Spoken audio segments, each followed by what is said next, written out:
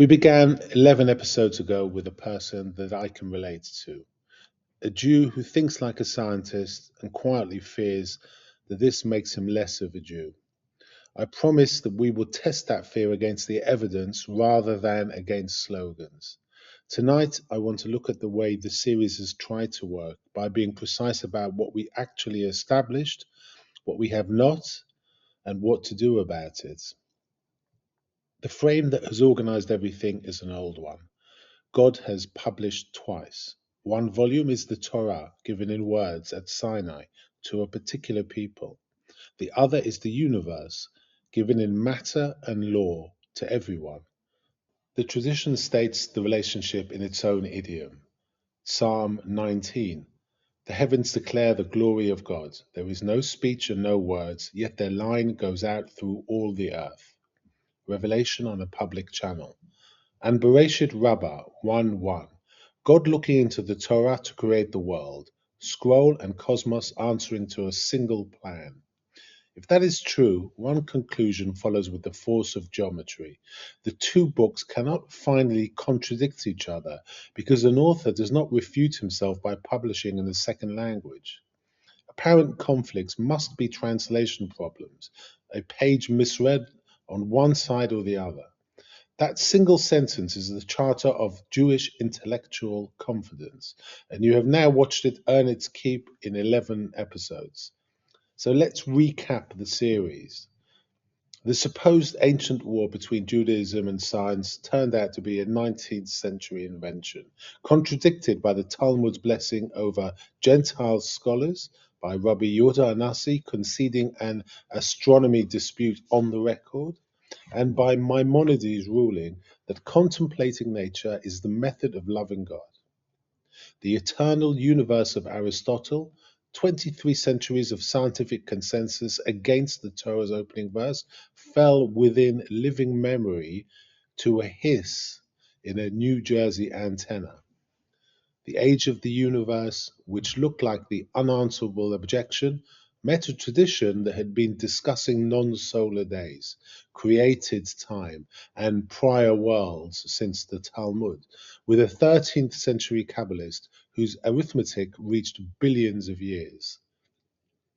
The constants of physics turned out to be balanced to 1 part in 10 to the 120th.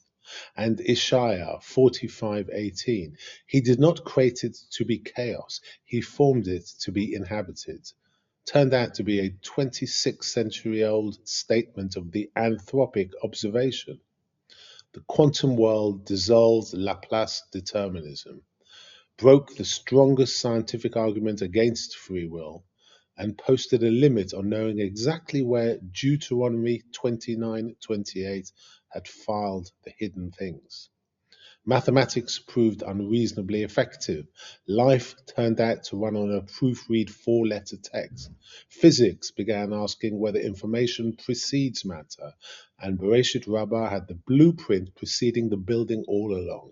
Einstein dissolved the universal now, and the name that folds was in and will be into one word was waiting with the geometry.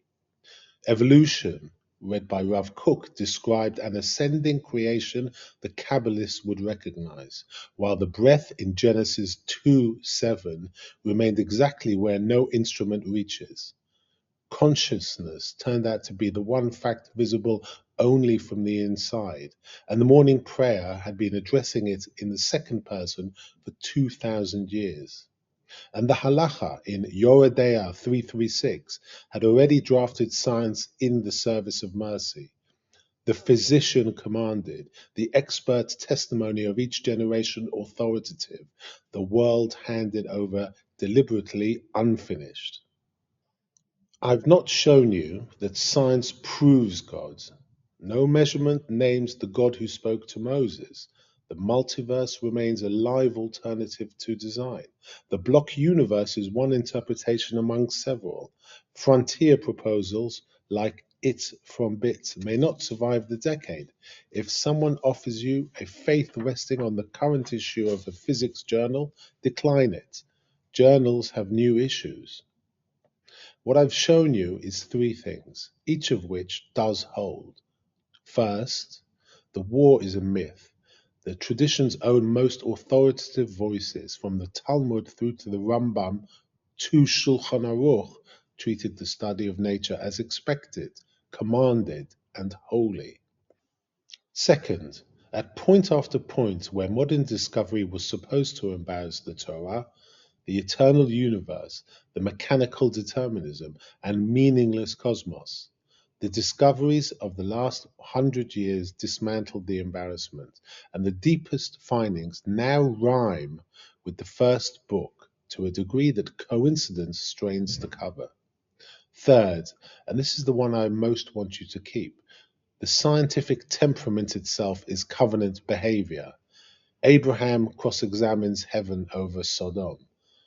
Moses says, "Show me." The Talmud canonizes its objections and preserves its minority opinions. The name Israel itself means one who wrestles with God. Ours may be the only tradition on earth whose very name is a research posture. And because Judaism never leaves a truth without a practice, here's the practice. The tradition long ago built a complete liturgy for reading the second book, a set of blessings that amount to field notes for the reverent observer. On seeing lightning, great mountains, or a comet, blessed are you who makes the work of creation. On thunder, whose power and might fill the world. On the ocean, on the first blossoms of spring, on a rainbow, on seeing a scholar of worldly wisdom, the bracha we learnt in episode 1. Once every 28 years, at the sun's traditional station, Jews gather at dawn for birkat hachamah, the blessing of the sun, most recently in 2009, next in 2037. Understand what this apparatus is, a standing halachic requirement to notice nature and file each observation under its author. The scientist keeps a lab notebook. A Jew keeps a siddur. Both are disciplines of attention, and the halacha understood something modernity forgets, that what you do not bless, you eventually stop seeing. Which brings us back one last time to the person we started with. If you are that Jew, the one who wants the mechanism, who reads the journals, who cannot switch off the questions, the verdict of these 12 episodes is direct. Your curiosity is not your exile, it is your inheritance, with sources and receipts. When you demand evidence, you are Avraham under the stars. When you refuse a comfortable answer, you are the Beis Medrash at full volume. When you stand somewhere quiet and feel the size of what the instruments have found, 13.8 billion years of light, constants tuned past all reckoning, a genome written in letters. You are the psalmist with better equipment, and the awe you feel is not a mood. According to Maimonides, it is the commandment being fulfilled. This series takes its name from the first recorded utterance in either of God's two books. Yehi ah, let there be light. There is light, nearly 14 billion years of it, still arriving and still being read.